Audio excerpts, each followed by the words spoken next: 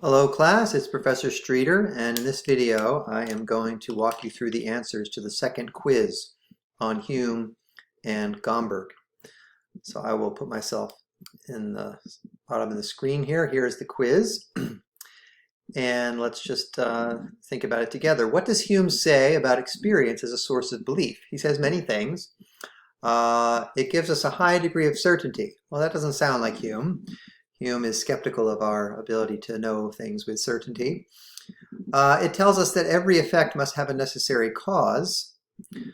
That is not something Hume believes. He believes something similar. He believes that every effect must have a cause, but not everything has a necessary cause. There are some contingent events, some things that could have happened differently. I believe Hume is committed to that. It's our only guide in reasoning about matters of fact. That seems like a plausible thing that Hume might say. We have no cause to complain about it. He does say something like that, but not in reference to,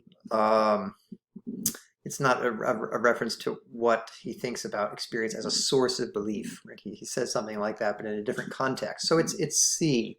Hume thinks that experience is our only guide in reasoning about matters of fact. There are other kinds of matters that we can reason about, mathematics, but mathematics is not, in that sense, a matter of fact. It doesn't depend on contingent claims about the world.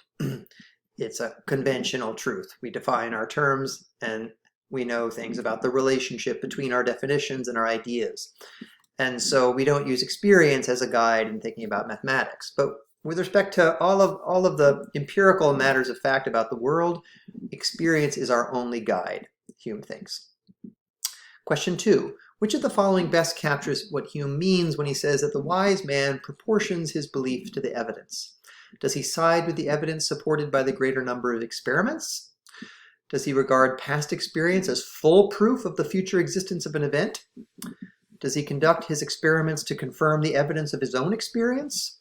Does he consider experimental results that conflict with his own experience? So it's which best captures what Hume means. Certainly not B, right? Again, Hume does not think that past experience proves anything about the future. So it's either A or the last two. Well, the wise man who proportions his belief to the evidence does conduct experiments to confirm, but not to confirm the evidence of his own experience, right? He conducts experiments, sometimes that will disconfirm the evidence of his experience. And so we have to change his point of view. The wise man does consider experimental results that conflict with his own experience, but that's not the best answer because it's too weak, right? Not only does he consider them, but he takes them into account and they might end up shaping the way he thinks. The first answer comes closest to best capturing what Hume means.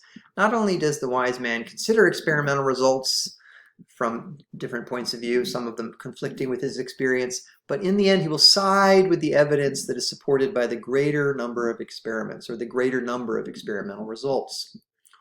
So that's, of the four, the best formulation of what Hume means when he says that about the wise man. Proportions his belief to the evidence.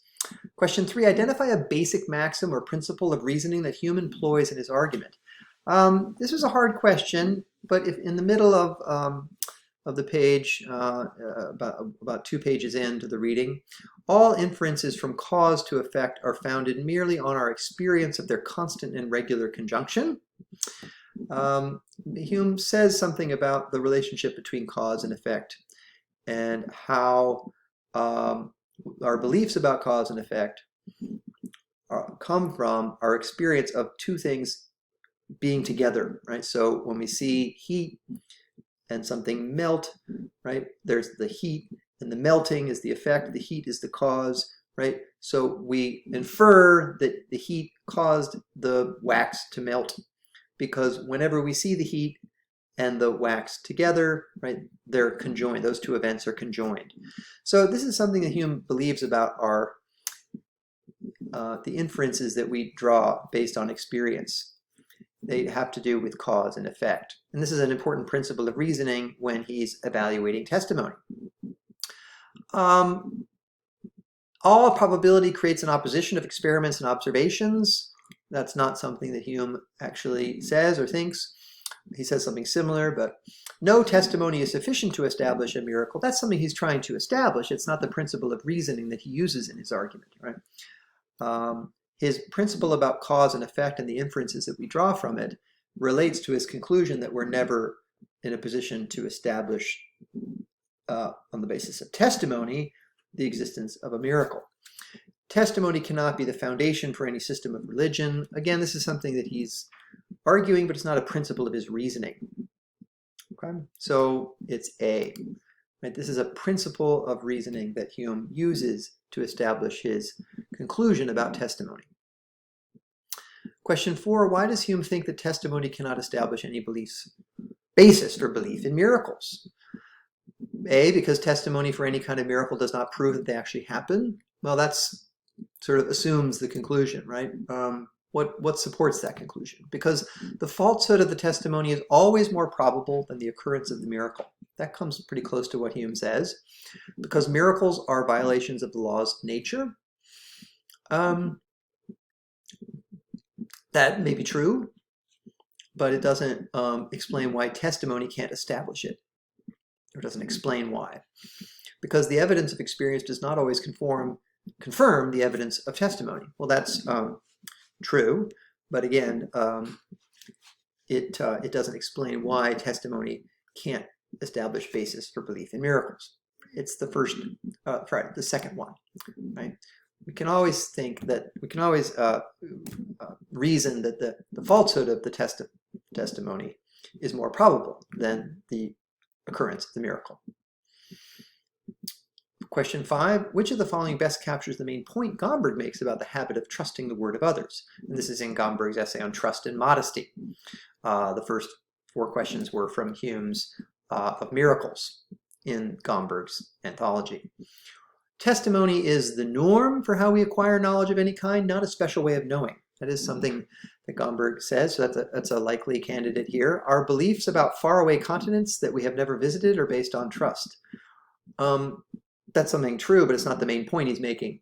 Depending on our schooling, we may or may not learn of an immense history of the evolution of life on Earth. Again, that's true, but it's not his main point. As children, we trust our caretakers to care for us. Again, that's something he says, but the main point he's making when he talks about the habit of trusting the word of others, and this is really crucial for his argument, is that it's the norm. It's the way we typically acquire knowledge. We rely on it in the normal case. So it's not a special way of knowing. It's as normal as any other kind of experiential knowledge, like using our senses. So A. Question 6.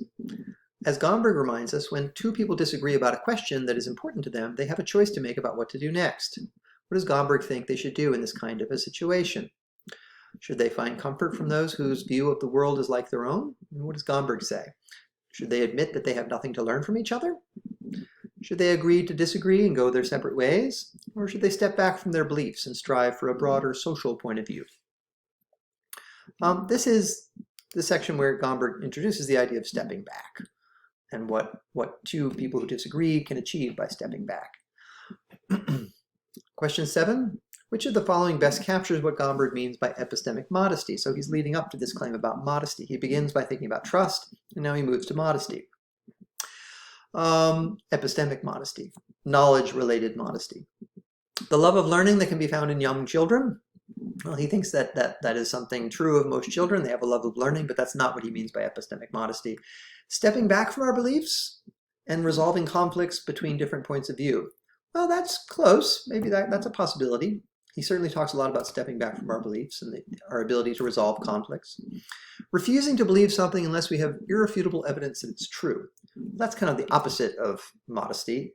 Well, not the opposite, but that seems like a stronger position than modesty. Right? Modesty has something to do with questioning what we believe and something to do with being a little bit skeptical, but not refusing to believe anything unless we have proof irrefutable evidence, right? That sounds more like Clifford.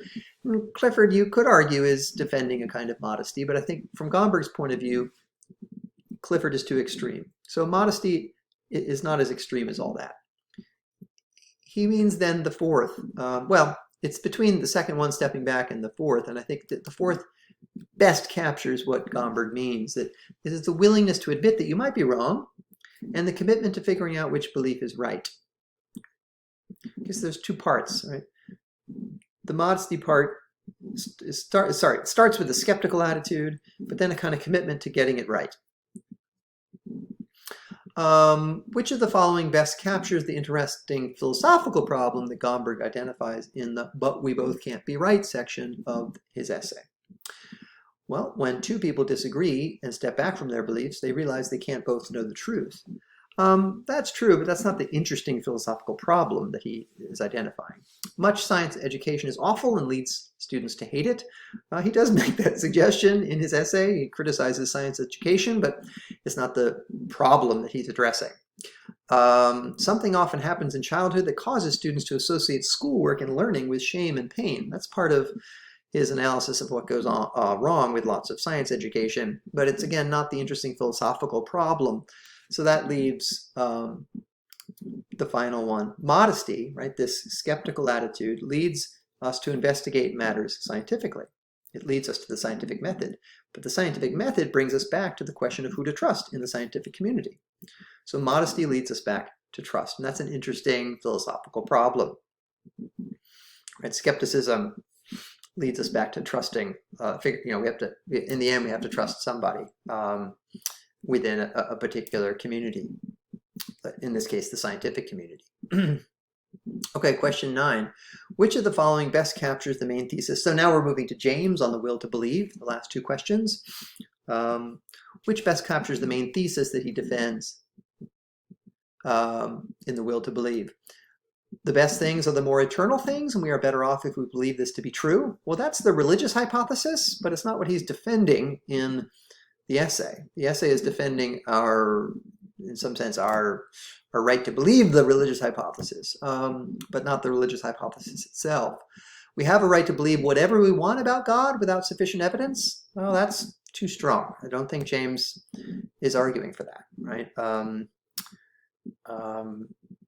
We don't have a right to believe whatever we want in some sense, right? There are some limits to what we get to believe, even when the evidence is not sufficient.